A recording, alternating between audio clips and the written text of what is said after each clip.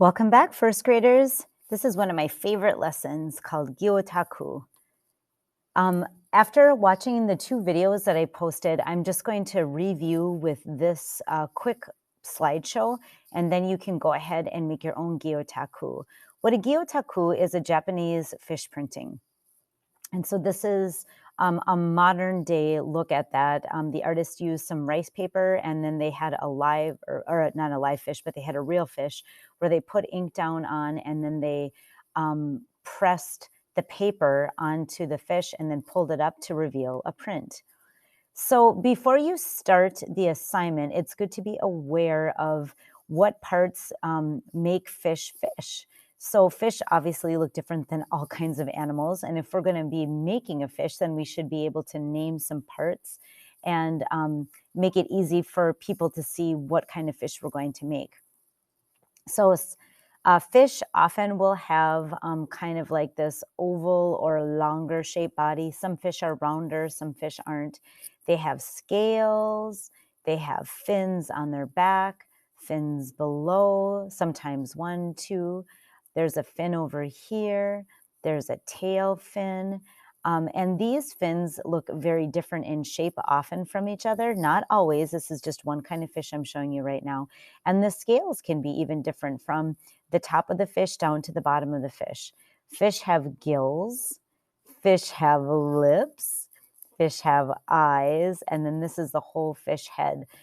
Here, the artist did the print, and then you can see that there is the signature on there. Before we move on, then take a look at these two fish. So these would be more fish that we would see around this area. This one is a walleye over here. For you fishermen, you probably know that. And take a look at how skinny and wide these lips are compared to this kind of fish with smaller mouth and then larger lips. Take a look at how different that eye looks from this eye over here. Walleyes have a different kind of an eye that looks kind of glassy like that. Take a look at the gills from this fish compared to this fish. The scales on top and bottom compared to the scales on top and the bottom here. And then also take a look at how different the fins look from the bottom and the top to the top and then the bottom. This fish has kind of a tail with another tail on it, and this fish has more of a pointy tail on the back, feeling kind of like triangular more. And this fish feels more like a rectangle or a square more with that tail. And this is a long, skinny body compared to a round body with a tail kind of attached.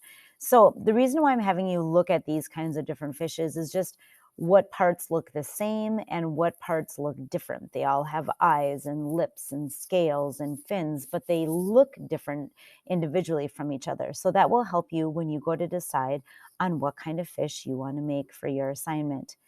Here's some examples of one that was done by a professional, and then here's some ones that were done by professional first graders. So there's all different kinds of ways that you can make fish and add friends and add bubbles and add your own unique ideas to the Gyotaku fish print.